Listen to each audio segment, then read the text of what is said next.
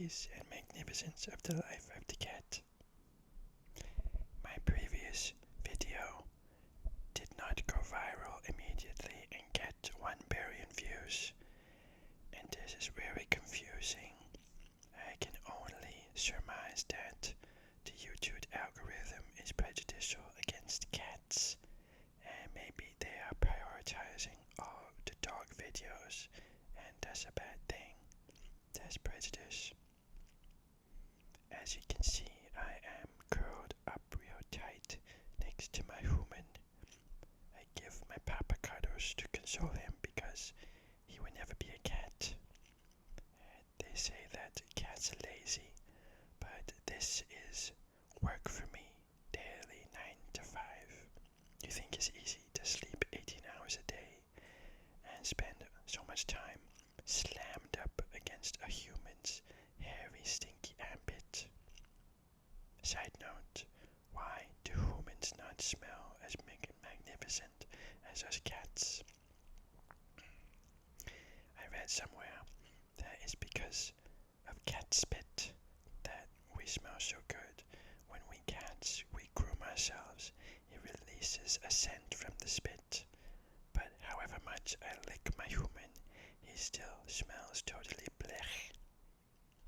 These humans, they have to use artificial shampoo, soap, cologne, aftershave, toothpaste, toothpicks, plaque, mouthwash, and deodorant, and they still don't smell half as good as us kitties.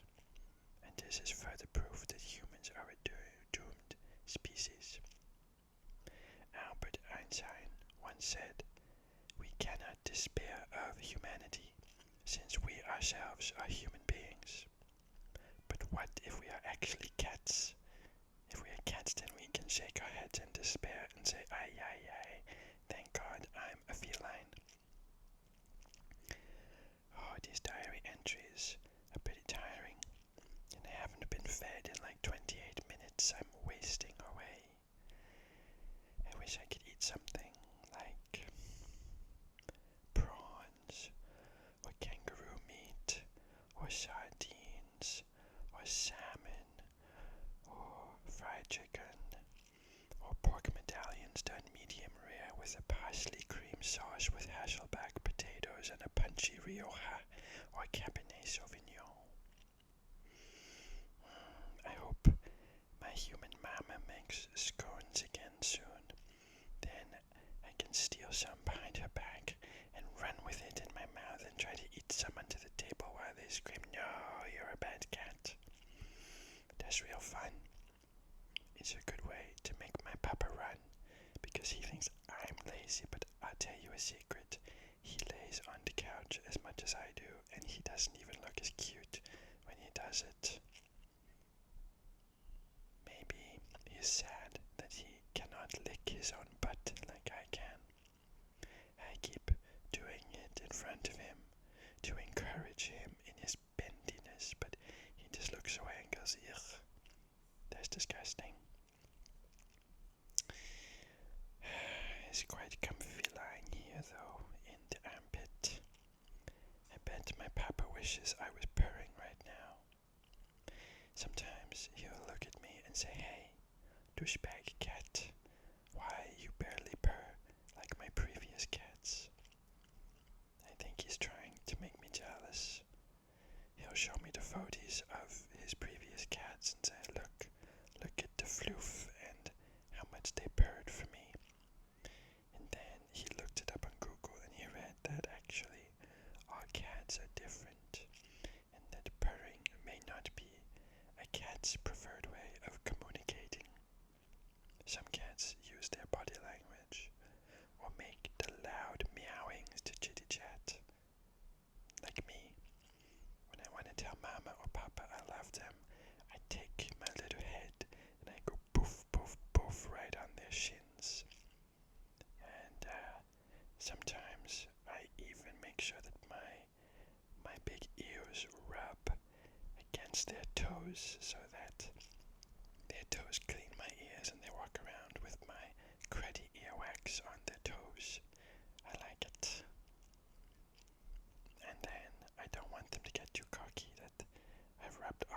so I make the bitey bites on the ankles. I attack the ankles. I go nom nom, it's bitey time, and then they scream real loud. I also like to do a somersault in front of them when they are walking, not just to show off my gymnastic Olympic abilities, but when I do this, they have to swerve, or they will trip over me and break their necks. It's a good way to let them know that I could kill them if they ever stop feeding me, and nobody would ever suspect. Nobody ever suspects the cat.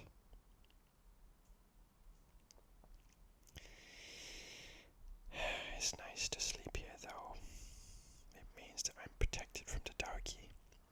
That stupid dog keeps wanting to be friends, and she will run up to me and wag the butt, and it's such a primitive way of communicating, and then she'll do bark, bark, bark in my face, which I think means, hey, let's play, but who knows? I don't speak dog. No thank you. I won't pollute my mouth with that garbage language for freaks. Speaking of freaks, Papa, if you are listening to this diary, take down notes. Take down these notes. I want to dictate my agenda for the rest of the day. Okay, you ready, Papa? 3 p.m. to 5 p.m. Continue the napping. 5:01 p.m. Make the stretchy stretch. 5:02 to 6:08 p.m. More naps, because I'll be tired from the stretchy stretch. 6:09 p.m. Stare real hard at the dog to monitor its suspicious movements. 6:35 p.m. Go to the back of the apartment and make the noise at the birdies. I'm pretty sure that if I perfect my little noises, they will fly into my mouth, and I can numb down the birdies, and then I will publish my method in the Scientific Cat Review Quarterly and win acclaim for my species. Experimentation in the noises to create a bond with birdies who will fly into mouth. And then at 6:39 p.m. I will sit in front of the machine that automatically dispenses my food at 7 p.m. I'm pretty sure that if I sit there earlier and earlier every day, I can convince it to give me dinner even earlier too. If I get strong enough, maybe I can push the machine off the table and crack it open like a walnut and then eat all the food till my stomach explodes, thus reaching true cat paradise, the Valhalla for warrior kitties who have eaten until they explode. Oh man, dictating all of these thoughts is pretty tiring. Maybe I'll take a quick break and do some internal purring that only I can hear.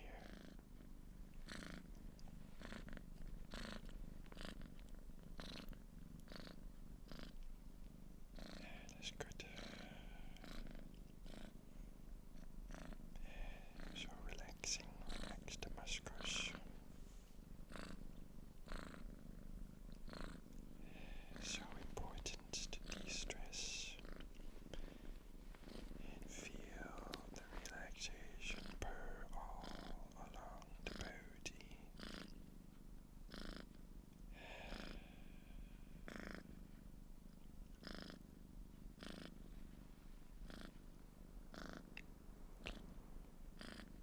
Oh, that was nice. Now I think I will list my dream dates if I were ever to meet another cat, which I probably won't do because I'm a total alpha queen control freak, and I bite any visitors that come to my home, or I meow at them, I go row. If you don't give me treats, then what's the point of you being here? Anyway, my dream dates, number 5 dream date is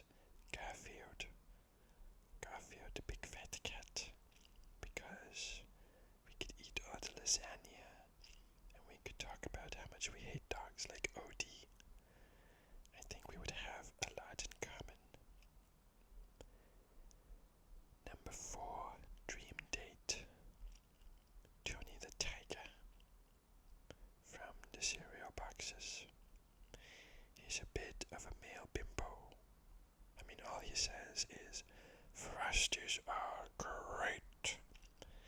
But man, what a body on him. Whew. That's one cute tiger. Number 3, dream date.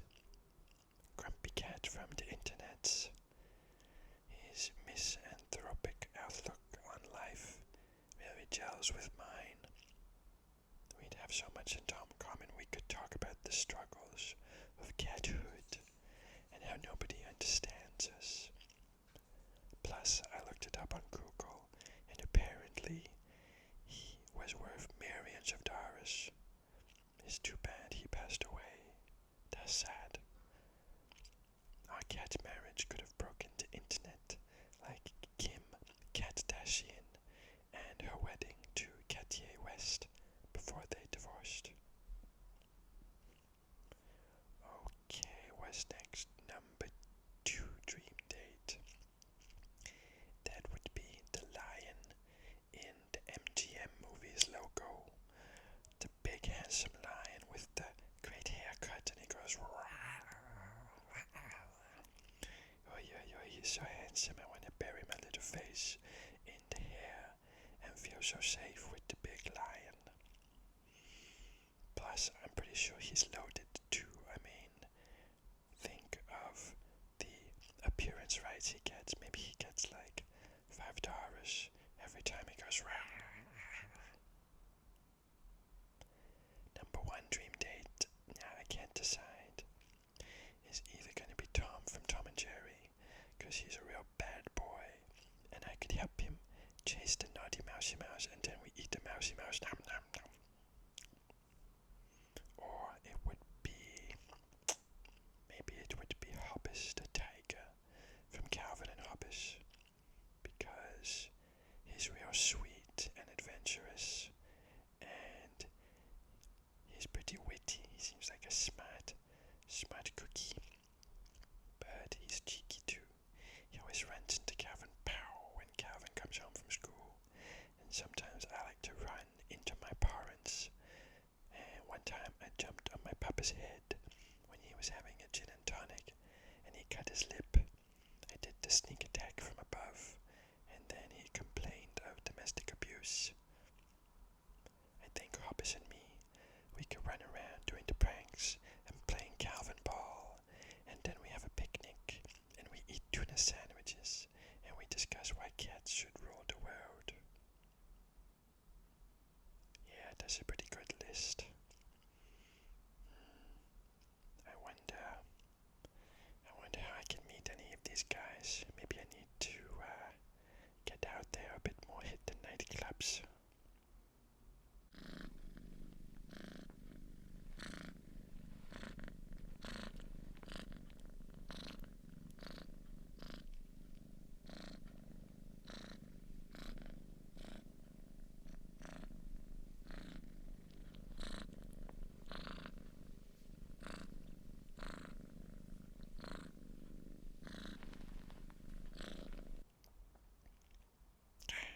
Hey, oh my gosh, what's happening?